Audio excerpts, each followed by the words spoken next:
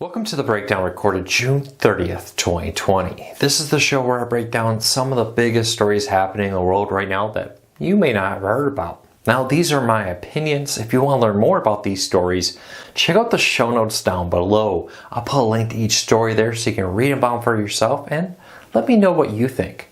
I'll love to hear from you. Now, if you're new here, do me a favor, hit that subscribe button, hit that thumbs up. It really does help us because it lets YouTube know you enjoy what we do here. And hopefully we can help you learn something new you didn't know before. Now, a few quick notes. First of all, didn't get the new backdrop in. Actually, the backdrop's in. Let me be more clear. The brackets that will hold it up for the new backdrop and everything didn't show up. They're supposed to come in today, so hopefully later this week it'll be here. Hoping to do some additional videos this week. We'll see. Got some things happening this week that may delay me, but I'll definitely have a Thursday video up this week. Also, if you find any weird, fun, interesting stories that you want me to talk about, send me a tweet. I'll put up a link to my Twitter account down below. There I also post a lot of these stories, a lot of other stories I find interesting over there on Twitter. So make sure to follow me on Twitter if you're there. But let's get on to the news now. Hopefully very soon though, this will look a lot better. So hang in there with me. All right, let's start off with Amazon. Amazon is taking on Uber. Now, we heard reports of this. You're probably saying, why does Amazon want to get into this? Well, they're looking at doing it as a self-driving car system. And increasingly, though, I wonder if this trend will continue. Americans have been dropping ownership of personal vehicles, especially in larger cities, in exchange for more Ubers, cabs, public transportation, and more. As large cities, it can be extremely expensive just to park your car every month, even at your own apartment building out there. Now, I talked a lot about how this trend may be changing a little bit as Americans have started to move out of big cities after the recent pandemic in an effort to get away from what turned into some pretty major hotspots. You look at comparisons per million or per 1,000 people. Some larger cities, even now with other areas seeing hotspots, their per million, per 1,000 numbers were far higher than a lot of others. But Amazon is betting that this trend, though, for Uber and other Lyft ride-sharing services will continue. So they're buying the self-driving car company Zoom. ZoomX? Z-O-O-X? Zox? I don't know how you say it. Somebody let me know. Was I even remotely close? Let me know. But they're buying this for the specific purpose of a few things. Now, publicly, it's to take on services like Uber. Now, the big problem with Uber sometimes is finding reliable vehicles, reliable drivers. Just this week, I dropped off my wife's car to get some brake work done. What's that? I'll just take an Uber back. Well, at about 8 a.m., there weren't that many Uber cars on the road. Had to wait a good amount of time for one to come pick me up, even though I have basically a perfect score. Talking to the Uber driver, he says right now a lot of Uber drivers aren't driving because of a variety of reasons. So having self-driving cars would kind of address that issue. Now, on the flip side of this, I'm sure Amazon's looking at this technology for everything from their semi-trucks, maybe even their delivery vehicles. Maybe you get a self-driving car pull in your neighborhood and a bunch of little robots jump out the back and carry packages to your front door. One of the biggest expenses is that person that walks the package up to your home. Wouldn't be surprised to see Amazon do that either. But it's very clear that Amazon has intentions of self-driving cars, not just for the purpose of self-driving technology to sell to other companies, but to take on the Ubers and the Lyfts, to take on maybe the ability to have self-driving trucks going between center to center. So we're going to keep a close eye on this. What do you think? Would you buy a self-driving car from Amazon? Would you take a self-driving Uber-like system? I know Uber's looking at that and other companies too. So let me know. I'll love to hear from you. All right, next story up of the day. If you notice a lot of restaurants closing, you're not alone. Over 900 locations have been closing from places like IHOP, Starbucks, Fridays, Denny's, and more, as the pandemic has really taken a toll on restaurants. Well, pickup and delivery services are great. Some areas are allowing limited in-restaurant eating. It's still very difficult for restaurants to make a profit right now. For one, food costs are up. Two, fewer people are willing to go out and eat. Delivery and more are great, but they're not quite as profitable as eating in. When you eat in, you often find yourself buying more food, appetizers, desserts, multiple alcoholic drinks, for example. So we're seeing a growing trend, and this is something I would encourage you to keep a close eye on. The idea that we're going to see a growing number of people or of businesses shutting down. Now, what's the long-term implications about that? I'd love to hear from you if you've noticed any restaurants in your area closing. Are you at all worried about your favorite restaurants? I am. I was actually just a couple days ago thinking, man, I need to go to my favorite restaurant, try to support them as they continue to deal with downturn business. So let me know. I'd love to hear from you. Do you have parents? Or are you a parent? Do you have kids? I'll try that.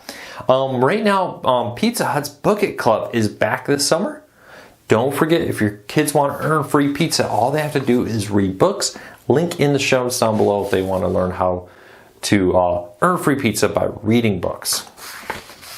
All right, so are you married or living with a partner? According to a new study posted on CNN, you may be getting better sleep than somebody who is single and sleeping alone. A new study says that couples who are in committed relationships and sleep together have better sleep. They're most likely to get into the deep REM sleep, the dream sleep, and wake up more refreshed.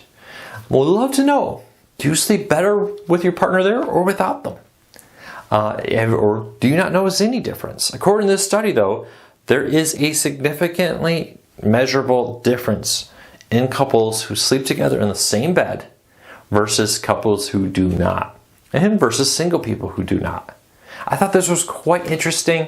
You know, there's a lot of talk about how happily married couples live longer. I've heard that. I've heard jokes that, they don't live as long as single people. So where do you fall in on this conversation? Do you agree with this study? Do you disagree with this study? If you want to learn more about it, I'll put a link to it in the show notes down below. But I thought it was quite interesting out there. All right, if you use Twitter, don't forget to follow me on Twitter, at LukeBK. But they are doing something kind of interesting that I wish Reddit would be doing. They are now asking you, if you didn't actually click and read the story, when you try to retweet it, they're asking you, sure you don't want to read that story before you retweet it?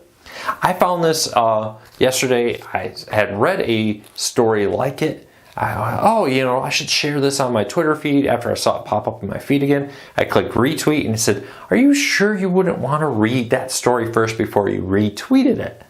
I actually wish Reddit would do that, because I often, when I wrote a site, see one of our stories appear on Reddit, it was often very frustrating for me to go out there and look at this and say, look at the comments. Did anybody read the story? Because, your question's answered in the first paragraph. I find the vastment, and I could see the stats where it would be like, this many people came from Reddit each day, for example. Well, I would see maybe 100 people come from Reddit, but 2,000 people voted on the story, for example. So that was kind of like, not a lot of people read it. So I actually think this is a cool idea that Twitter's saying, hey, you're about to retweet this. Sure you don't want to read it? Well, and I would love to actually see Reddit do the same. Have you ever done that? Are you somebody who votes on Reddit a lot without reading the stories, just based on the headline? Do you always try to read the stories before you retweet or vote on something on a place like Twitter or Reddit? Let me know. I'd love to hear from you. But I can tell you, most people do not read the stories before they vote on them on Reddit. And I know that because I could see the number of people who would come from Reddit to our site and how many people were voting on it. So let me know. I'd love to hear from you. All right. Winnie the Pooh, one of the classic children's characters out there.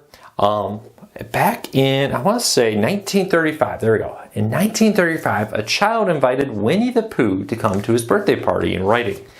And the original illustrator, Ernest Howard Shepard, spent the time to write him a letter back as if he was Winnie the Pooh, and even drew Winnie the Pooh and Tigger on, or actually Piglet, on it. And a little note saying, thank you for the invite, but I'm busy that day and I can't make it. Well, that note has now fetched $15,000 at auction. Kind of a cool little thing. Have you ever had any celebrities or people write you back? I'd love to hear from you on any of that, because you may want to be saving those. They could be worth something, because according to this, $15,000. Speaking of a earlier story, Chucky Cheese is filing for bankruptcy protection, but good news, they don't intend to go out of business. They're asking for restructuring help there, but wouldn't be surprised to see them more than go out of business. Now, I remember when my local, I think it was Movie Time, the Gorilla Band and all that was mine, and that changed over to Chucky Cheese. I remember being kind of disappointed. Of course, I was getting kind of older at that point when that happened. But I'd love to know, are you a big fan of Chucky Cheese? I have a daughter who absolutely loves it. Would you be sad if they went out of business? Chucky Cheese is basically saying that with the pandemic, people aren't, when you think of Chucky Cheese, you don't think, oh, I love their food, I'm going to go get takeout of their food. You think I'm going there for the games. I'm just going to happen to get pizza or whatever because I'm there. Chucky Cheese did try for a while to actually run under a different brand for takeout services, a pizza and wing type store, and that seemed to help a little bit, but not enough apparently. Add in some bad press before all this happened, and you can see why they're now struggling. Hopefully it doesn't. I love, especially now we live in a cold climate, having the ability to go to a place like Chucky Cheese when it's really cold and just miserable outside. Having an indoor place like that is a lot of fun. All right, last story up of the day. Guinness Book of World Records has posthumously awarded Jesse Combs the land speed mark.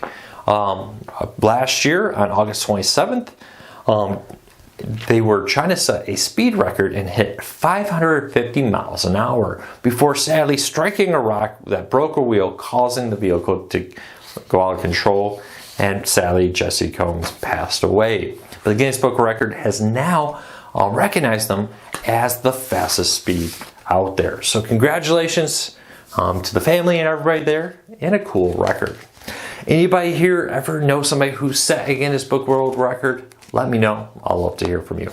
Well, that's it for today. We're very excited to get this looking better. Got some big ideas. I hope to start producing a lot more content here. I will be putting up, I got some more soundproofing in. I'll be putting that up. Going to be setting up the review table over here to do more unboxings and product reviews too. But let me know what you think of these type of shows, the breakdowns. Are you enjoying them? I'd love to hear from you. So if you made it to the end, let me know what you think. I'm going to try to get better every week. Let me know what you think of maybe some of the different graphics and different things we're trying. Can't wait for the new backdrop to be in and allow me a little bit more control over the lighting. All right, everybody, I hope you have a fantastic day. Take care. Be safe. I'll see you later this week. If I don't, have a fantastic 4th of July.